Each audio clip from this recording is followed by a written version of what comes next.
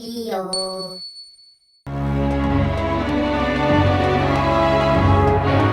Kisah Abu Nawas dikabarkan mati.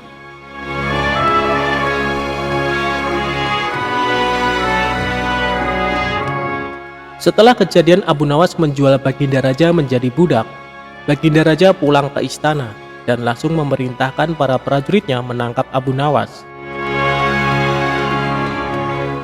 Tetapi Abu Nawas telah hilang entah kemana, karena ia tahu sedang diburu para prajurit kerajaan. Dan setelah ia tahu para prajurit kerajaan sudah meninggalkan rumahnya, Abu Nawas baru berani pulang ke rumah.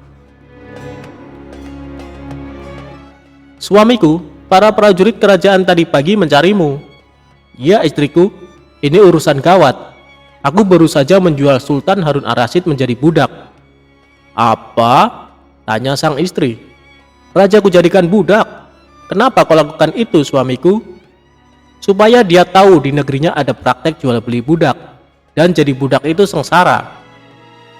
"Sebenarnya maksudmu baik, tapi Baginda pasti marah.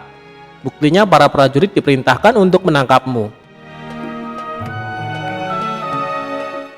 "Menurutmu apa yang akan dilakukan Sultan Harun ar-Rasyid kepadaku?" "Pasti kau akan dihukum berat." "Gawat, aku akan mengerahkan ilmu yang kusimpan." Abu Nawas masuk ke dalam. Ia mengambil air wudhu, lalu mendirikan sholat 2 rakaat. Setelah itu Abu Nawas berpesan kepada istrinya apa yang harus dikatakan bila Baginda datang.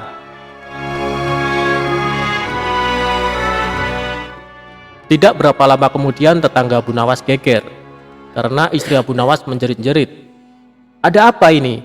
tanya tetangga Abu Nawas sambil tergopoh-gopoh. Suamiku mati." "Hah? Abu Nawas mati?" "Iya." Kini kabar kematian Abu Nawas tersebar ke seluruh pelosok negeri. Baginda yang mendengar kabar tersebut pun terkejut. Kemarahan dan kegeraman beliau agak susut mengingat Abu Nawas adalah orang yang paling pintar, menyenangkan dan menghibur Baginda Raja. Baginda Raja beserta beberapa pegawai dan seorang tabib istana segera menuju rumah Abu Nawas. Tabib segera memeriksa Abu Nawas. Sesaat kemudian ia memberi laporan kepada Baginda bahwa Abu Nawas memang telah mati beberapa jam yang lalu. Setelah melihat sendiri tubuh Abu Nawas terbujur kaku tak berdaya, Baginda Raja merasa terharu dan meneteskan air mata. Beliau bertanya kepada istri Abu Nawas, "Adakah pesan terakhir Abu Nawas untukku?" "Ada Paduka yang mulia," kata istri Abu Nawas sambil menangis. "Katakanlah," kata Baginda Raja. "Suami hamba Abu Nawas memohon sudilah kiranya Baginda Raja mengampuni semua kesalahannya, dunia akhirat, di depan rakyat," kata istri Abu Nawas terbata-bata. "Baiklah kalau itu permintaan Abu Nawas," kata Baginda Raja menyanggupi. Jenazah Abu Nawas diusung di atas keranda. Kemudian Baginda Raja mengumpulkan rakyat di tanah lapang. Beliau berkata, "Wahai rakyatku, dengarkanlah bahwa hari ini aku, Sultan Harun ar-Rasyid, telah memaafkan segala kesalahan Abu Nawas yang telah diperbuat terhadap diriku dari dunia hingga akhirat, dan kalianlah sebagai saksinya." Tiba-tiba dari dalam keranda yang terbungkus kain hijau terdengar suara keras, "Syukur!" Seketika pengusung jenazah ketakutan, apalagi melihat Abu Nawas bangkit berdiri seperti mayat hidup. Seketika rakyat yang berkumpul lari tunggang langgang, bertubrukan, dan banyak yang jatuh terkilir. Abu Nawas sendiri segera berjalan ke hadapan Baginda.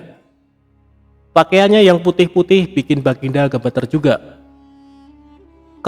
Kau sebenarnya mayat hidup atau memang kau hidup lagi?" tanya Baginda dengan gemetar. "Hamba masih hidup, tuanku. Hamba mengucapkan terima kasih yang tak terhingga atas pengampunan tuanku." "Jadi kau masih hidup?"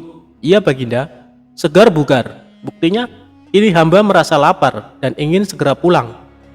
"Kurang ajar. Ilmu apa yang kau pakai, Abu Nawas?" "Ilmu dari Maha Guru Sufi, guru hamba yang sudah meninggal dunia. Ajarkan ilmu itu kepadaku." "Tidak mungkin Baginda, hanya guru hamba yang mampu melakukannya." Hamba tidak bisa mengajarkannya sendiri. Dasar pelit, Baginda menggerutu kecewa.